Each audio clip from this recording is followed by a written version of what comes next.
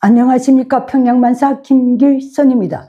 수요일 수령절대주의 북한학 제161회를 시작하겠습니다. 오늘도 전 시간에 이어서 김일성 주석이 북한 사회에 공고하게 정착시킨 퇴행적이고 비위생적인 흡연 문화를 계속해서 범일반화해서 통속적으로 알려드리겠습니다. 먼저 김일성 주석이 수립한 제도적인 주민사회 담배 공급 체계를 간략하게 알려드리겠습니다. 지난 시간에 김일성 주석을 제외한 당군종 해상이 핵심 기득권 담배 공급 체계에 대해서는 간단하게 알려드렸기 때문에 생략하겠습니다. 이 시간에는 제반 사무원 및 전문 직업군 그리고 소위 배려 대상들에 대한 담배 공급 시스템을 알려드리겠습니다. 북한의 일반 공무원과 전문 직업군에 종사하는 과학자, 기자, 예술인, 여기는 작가, 미술가도 포함됩니다. 예술인 등은 급수에 따라서 일반 주민 공급 대상 혹은 공급소 공급 대상으로 구분됩니다. 실례로 북한 출판보도부문은 4급 기자부터 별도의 기자 공급소에서 매월 공급받게 되어 있는데 남자는 담배 공급을 받도록 되어 있습니다. 여자는 식용유, 화장품 또는 당가류를 공급받는데 이 시스템은 일반 공무원, 과학자, 문예인들에게도 해당됩니다. 그런데 1990년대에 들어서서는 여성용 공급품도 다 떨어졌는지 내게도 담배를 공급했습니다. 북한에서 여성의 담배를 공급받는다는 것은 북한 주민사회의 정서상 정말로 미친 짓으로 되어 있기 때문에 함부로 여자가 담배를 공급받는다는 말을 할 수가 없습니다. 물론 제가 몇 년간 받은 그 담배는 내 딸이 남자 담임선생의 입으로 다 들어갔지만 사태는 이렇습니다. 그리고 소위 혁명 열사 유가족, 그 다음에 대남 가족, 국가유공자들은 별도의 관련 공급소에서 매월 담배 공급을 받도록 되어 있습니다. 이런 시스템 때문에 평양에는 간판도 없는 상점들, 즉 공급소들이 수십 개나 됩니다. 그리고 일반 주민들은 거주지 식료 상점에서 무조건 세대주 내지 성인 남성을 대상으로 일반 담배를 공급하는데 상점에 담배가 들어오면 공급받고 담배가 들어오지 않으면 공급을 받지 못합니다.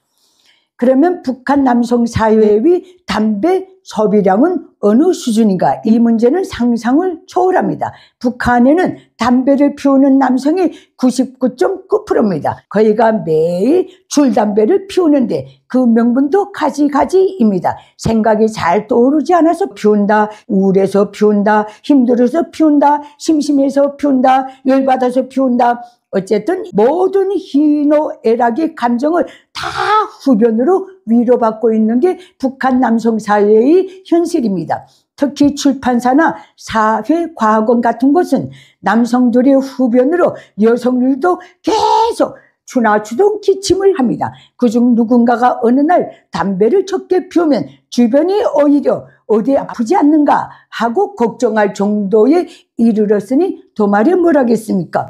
저는 1970년대 대학 졸업 실습을 사회과학원 리조실록 번역실에서 했는데 나름 고명한 북한 역사학자들 모두가 양복 앞섭에 담뱃불 구멍이 수도 없이 나 있는 걸 보고 정말 놀랐던 기억이 지금도 생생합니다. 대학생은 담배를 피우지 못한다는 규정 때문에 저는 그때까지 남자들이 저렇게 담배 피우는 거는 정말 보지 못했기 때문에 그렇습니다. 이 때문에 북한에는 어딜 가나 담배 거지들을 심심치 않게 볼 수 있습니다. 남자들이 모여서 담배 피우는 곳이라면 어김없이 한대주들이 등장합니다. 지방은 잘 모르겠지만 북한 평양의 어느 직장에도 한대주 인생을 사는 남성들이 제일 멸시받습니다. 한대주란 무슨 뜻인가? 담배 피우는 사람만 보면 그 옆으로 가서 한 대 주시오. 이거 줄임말이 한대주입니다. 그래서 담배 피우는 장소에 그 사람만 등장하면 저 한대주가 또 온다 하면서 피우던 담배도 끄고 즉시 자리를 뜹니다. 북한 남성 사회의 담배 소비량이 상상을 초월하기 때문에 북한 전역에는 담배 공장, 담배 작업반도 정말 많습니다. 문제는 담배 생산 정상화가 불가능하다는 데 있습니다. 북한 언론에 등장한 담배 공장들만 봐도 령송 담배 공장, 미래 능라도 담배 공장, 서평양 담배 공장, 성천 담배 공장, 신천 담배 공장, 청년 담배 작업반, 입담배 가공 공장, 지요 담배 연합 기업소까지 있답니다.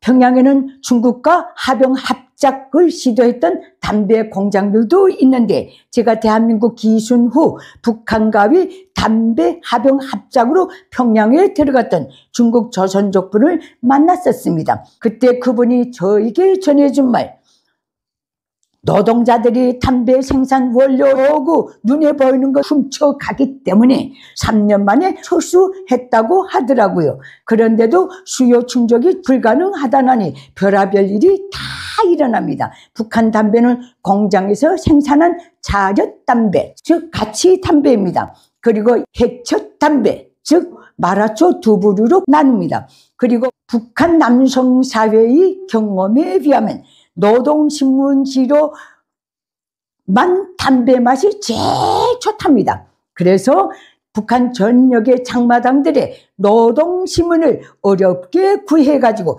담배말이 규격으로 썰어서 10장, 50장, 100장씩 돈을 받고 파는 장사꾼들도 등장해서 운용 중에 있습니다. 노동신문도 수령 얼굴이 박힌 일면만 다치지 않으면 되니까 수령의 일일 지시문이고 노동당의 일일 지령서인 노동신문도 그놈의 담배 때문에 이런 신세가 되었다는 점 알려드립니다. 게다가 북한에서의 담배는 술과 어깨를 나란히 한 생활적인 뇌물입니다. 어디 가나 담배 한각 지켜주고 흔들면 지나가던 군용 트럭도 멈춰서서 태워줍니다. 지방들에서의 웬만한 일들은 담배만 걸면 대충 해결됩니다. 군소 간부들에게 제일 많이 거여지는 것이 바로 담배 뇌물입니다. 그러면 북한에 별도의 흡연 금지 장소가 있는가? 물론 있습니다. 북한 전역에 전개되어 있는 김일성 족속 혁명사상연구시, 김일성 족속 사족관, 김일성 족속 혁명사적지, 김일성 족속 동상, 현지지도비, 어쨌든 김일성 족속의 이름과 결부된 서위 성지들에서는 절대 흡연을 할 수 없습니다. 그리고 김일성 족속과 결부된 온갖 정치 행사, 그리고 극장, 영화관 등의 장소에서는 담배를 피울 수 없습니다. 애송의 김정은과 노동당도 최근 들어 북한 주민 사회의 어마어마한 담배 소비와 그로 인한 피폐를 느끼기 시작했는지 김일성 족속의 일일 지시문이고 북한 노동당의 일일 지령서인 노동신문에 담배를 끊으려면 하는 제목의 기사까지 등장했습니다. 최근입니다. 담배를 끊으려면 첫째, 담배를 끊겠다는 단호한 결심을 내리고 실천에 옮겨야 한다. 둘째, 담배 끊기 시작한 날부터 약 일주일간 높은 의지력을 발휘해야 한다. 셋째, 담배를 끊으려면 주위 사람들의 통제를 스스로 받아야 한다. 이 선전을 듣고 북한의 남성 사회가 또 얼마나 뒤에서 비웃으며 빗방아찌었을지 보지 않아도 눈에 훤합니다. 북한의 대행적 술문화, 흡연 문화를 마무리하면서 중국 조선족으로서 연변의학대학 병원 이비과 주임까지 하셨던 제 외삼촌의 말씀이 이 시각 가슴 아프게 다가옵니다. 제 외삼촌은 이렇게 말했습니다. 중국이 개혁 개방돼서 살만해지기 시작하니까 지겹도록 가난하고 억울했던 그 긴 세월을 술과 담배로 견뎠던 사람들이 제일 먼저 죽더라. 너무 가슴 아픈 증언이 아닐 수 없습니다. 오늘 수령절대주의 북한학은 여기서 마치겠습니다. 감사합니다. 내게 북한인민들에게 호소합니다. 당장 80년이 되어오는 김일성 족속 노예 체제를 끝장낼 때가 되었습니다. 북한인민이 진정한 자유해방을 위해 공포를 딛고 힘을 모아서 김일성 족속을 반드시 몰아냅시다. 그 길에서 도움이 필요하신 분들은 언제든지 손을 내밀어 주십시오.